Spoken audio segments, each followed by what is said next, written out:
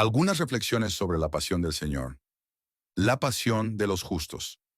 En este tiempo de pasión bueno es que nos vayamos llenando de los sentimientos con los que nuestro Señor Jesucristo entró a su pasión, según lo dice el apóstol, tan necesarios para sacar mucho provecho y atesorar todas las gracias que Dios, en su infinita bondad, nos tenga deparadas para esta Semana Santa y nos las dé por medio de su amadísimo Hijo Jesucristo.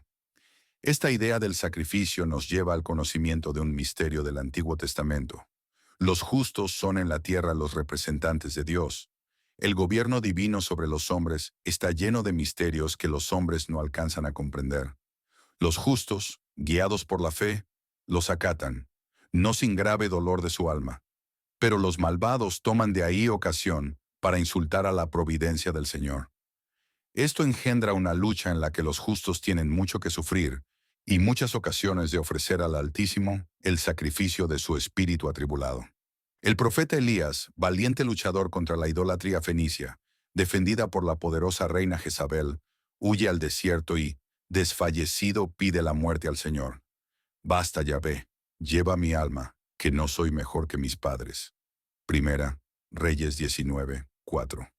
Jeremías fue suscitado por Dios como su profeta y recibió sobre pueblos y reinos poder de destruir, arrancar, arruinar y asolar, de levantar, edificar y plantar. Esto obligó al profeta a vivir en continuas angustias, que le arrancaban tan amargas expresiones como estas. Tú me sedujiste, oh Yahvé, y yo me dejé seducir. Tú eres el más fuerte, y fui vencido. Ahora soy todo el día la irrisión, la burla de todo el mundo.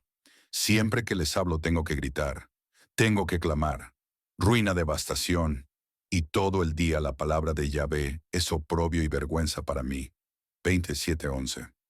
Pero, a veces, el profeta experimenta algo así como el abandono del Señor. Sufre su Getsemaní y exhala con vehemencia sus dolores. Maldito sea el día en que nací, no sea bendito. Maldito el hombre que alegre anunció a mi padre. Un niño tiene, un hijo varón, llenándole de gozo. ¿Por qué no me mató en el seno de mi madre y hubiera sido mi madre mi sepultura, y yo la preñez eterna de sus entrañas? 20:14-18. En otra situación semejante exhala el profeta sus quejas. ¡Ay de mí, madre mía! ¿Cuál me engendraste? Soy objeto de querella y contienda para todos. A nadie presté, nadie me prestó, y sin embargo, todos me maldicen. 15:10-18. Aquí tenemos vivamente descrito un bien expresivo tipo de aquel que vino a dar testimonio de la verdad y que murió en la cruz por esta causa. Todavía salta a la vista diferencia entre el tipo y el antitipo, pues aquel pide a Dios justicia-castigo para sus perseguidores, mientras que éste, en el momento más solemne de su agonía, pide perdón por los que le habían crucificado.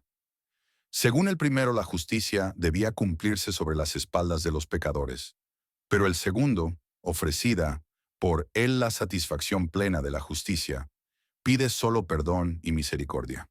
Quizá hoy más que nunca, Dios nuestro Señor pida más émulos de Elías o Jeremías por la situación actual por la que cruza el mundo, o quiera de nosotros verdaderos imitadores de su pasión, según aquellas palabras del apóstol. Los que quieran vivir según el Espíritu del Señor tendrán que sufrir muchas tribulaciones. Que estas tribulaciones no tengan otro fin, sino el de agradar la augusta Trinidad, salvar las almas y por supuesto la nuestra. Extracto sacado de los comentarios de Fray Santiago Ramírez, Orden de Predicadores. A la Suma Teológica 3:46. La muerte en la cruz. Es el suplicio de la cruz uno de los más espantosos que inventó el ingenio del hombre para vengar la justicia ultrajada. La palabra griega stauros, lo mismo que la latina crux, significa un palo, estaca o poste plantado en tierra, el cual podía ser sustituido por un árbol. El uso que de él se hacía para castigar a los criminales era diferente. En el Génesis dice José, repostero del faraón, que dentro de 3 días el rey mandara quitarle la cabeza y colgar su cuerpo de un árbol para ser pasto de las aves. 20-19. Josué hizo colgar de un árbol al rey de Jai, dejándolo allí hasta la tarde. 8-19. Lo mismo hizo con los 5 reyes después de darles muerte. 10:26. Y antes de él, lo mismo hizo Moisés con los príncipes prevaricadores de Baal Fogor. Números 25:4. Tal es la pena que establece y el Deuteronomio para los reos de muerte. Parece que fueron los fenicios los que agravaron esta pena, colgando vivos a los reos y dejándolos así hasta que muriesen en medio de sus dolores y fuesen luego devorados por las aves y las fieras. Durante el asedio de Tiro por Alejandro, este castigó con esta pena a 2000 tirios. Los griegos no la aplicaban, sino en casos como este, de bárbaros que la usaban, pero en cambio la emplearon desde antiguo los romanos. Tenía entre ellos 2 formas la cruz, la una de latao, sin la cabecera sobresaliendo para arriba. Era el suplicio de los delitos que el derecho consideraba como más graves: la sedición, el vandalismo, la piratería, la deslealtad de los siervos para con sus amos, la traición, etc. Los ciudadanos romanos estaban exentos de esta pena, y Cicerón pondera la crueldad de Verres en haberla aplicado en Sicilia a individuos que gozaban de los ciudadanos romanos. En las provincias romanas se aplicaba esta pena con más frecuencia que en Roma. Flavio Josefo nos cuenta los millares de judíos que la sufrieron en las sediciones que precedieron a la guerra del 70 y durante esta guerra. En las ciudades la salida de estas aparecía cubiertas de postes derechos, preparados para la ocurrencia de la crucifixión. Así la vista de los condenados servía de escarmiento a los demás.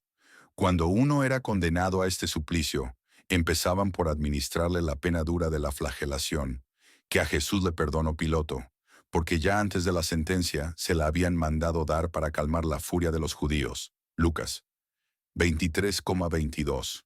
Luego de azotado, le cargaban el travesaño de la cruz sobre los hombros, y dándole más azotes, entre la algarabía de las turbas, que se gozaban de estos espectáculos, era conducido el reo al lugar del suplicio, precedidos del heraldo que llevaba con el nombre del reo y el delito por el cual había sido condenado.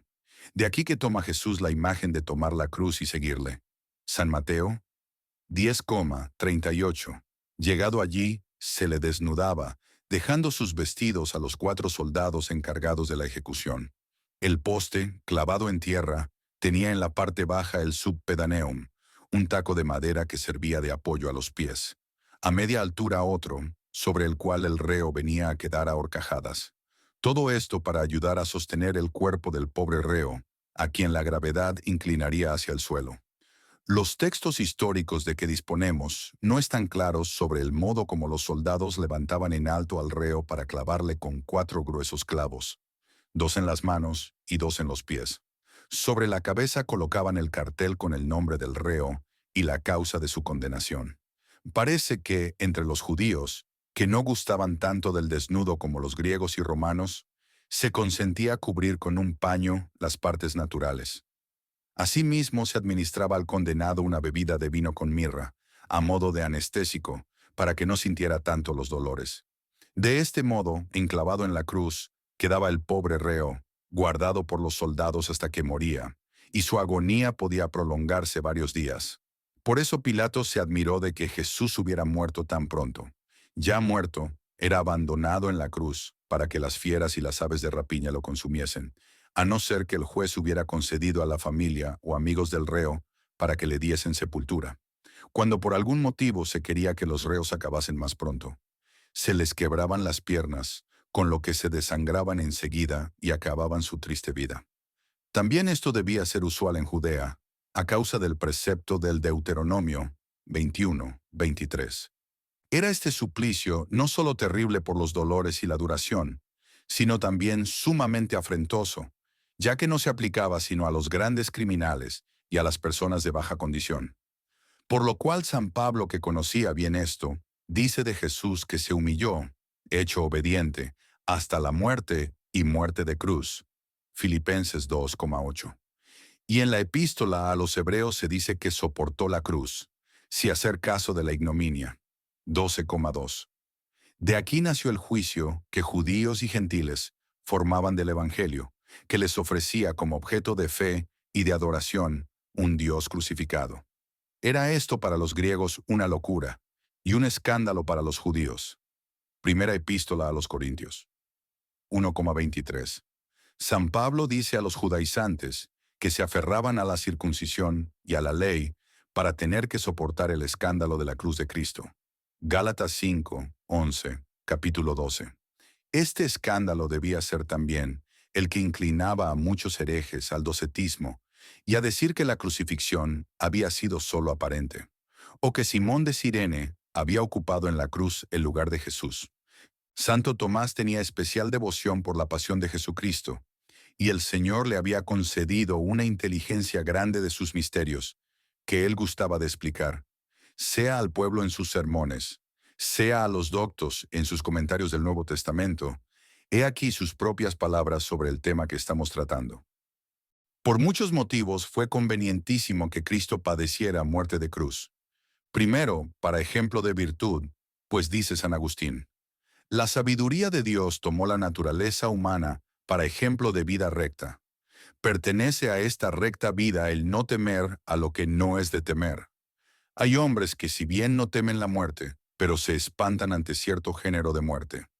Pues para que ningún género de muerte infundiera temor a los hombres que llevaban una vida buena, la muerte de cruz de aquel hombre, pues nada había entre todos los géneros de muerte más execrable y horrendo que este género de muerte. Porque este género de muerte era el más conveniente para satisfacer por el pecado del primer hombre, que consintió en comer del fruto prohibido por el mandato de Dios. Por esto fue conveniente que Cristo, para satisfacer por aquel pecado, tolerase ser clavado en el madero, según las palabras del Salmo. Lo que no arrebate lo tuve que pagar. Por donde dice San Agustín, en un sermón de la Pasión, despreció Adán el precepto tomando la fruta del árbol, pero cuanto Adán perdió, Cristo lo encontró en la cruz. Tercero, porque al decir de San Crisóstomo, en un alto madero padeció y no bajó un techo, para que el aire mismo fuera purificado. Pero la tierra recibía también semejante beneficio al ser purificada por la sangre que corría del costado. Y sobre las palabras de San Juan, es preciso que sea levantado el Hijo del Hombre. Dice, al oír ser levantado, entiende ser colgado en alto, para que santificase el aire quien había santificado la tierra caminando por ella. Cuarto, porque muriendo en la cruz nos prepara la subida al cielo, según dice San Crisóstomo. Porque esto dice el mismo Salvador, si yo fuese levantado de la tierra, todo lo atraeré a mí. Quinto, porque así convenía a la universal salvación de todo el mundo, por donde San Gregorio dice que la figura de la cruz, desde un centro único, irradia a los cuatro extremos, significando la virtud y la providencia de aquel que en ella pendía de la cruz, extendida las manos, para atraer con la una al pueblo de la ley antigua y con la otra a los gentiles. Sexto, porque con este género de muerte se designan diversas virtudes. Y así dice San Agustín, no en vano eligió tal género de muerte, para mostrarse, como dice el apóstol, maestro de la latitud, y de la altura, y de la longitud, y de la profundidad. Pues la latitud en aquel patíbulo es el travesaño que se fija en la parte superior, y significa las buenas obras, porque en él se extienden las manos. La longitud, en aquel trozo que se prolonga hasta la tierra, y en ella está, en cierto modo, firme, es decir, persiste, persevera lo que se atribuye a la longanimidad. La alteza se halla en aquella parte que desde el centro se prolonga hacia arriba, hacia la cabeza del crucificado, y significa la suprema expectación de los que viven en la esperanza. Aquella parte que se oculta bajo la tierra y está fija en ella, de donde todo lo demás se levanta, significa la profundidad de la gracia gratuita. Y como dice San Agustín, el madero en el que están fijos los miembros del paciente es también la cátedra del maestro que enseña. Séptimo, porque este género de muerte responde a muchas figuras. Pues como dice San Agustín, del diluvio de muchas aguas libró el arca ígnea al género humano. Al retirarse de Egipto el pueblo de Dios, dividió Moisés con la vara el mar, y echando por tierra el poder del faraón, rescató al pueblo de Dios. El mismo Moisés echó un leño en el agua, y de amarga la volvió dulce. Con la vara de madera hizo brotar de la roca espiritual la onda saludable. Y para que Ame le fuera vencido, Moisés extendió las manos enfrente de la vara. Y la ley de Dios es depositada en un arca de madera, para que por todas estas figuras, como por ciertos grados, vengamos al madero de la cruz. Extracto del comentario a la tercera cuestión 46, artículo 4, y respuesta de Santo Tomás del artículo 4.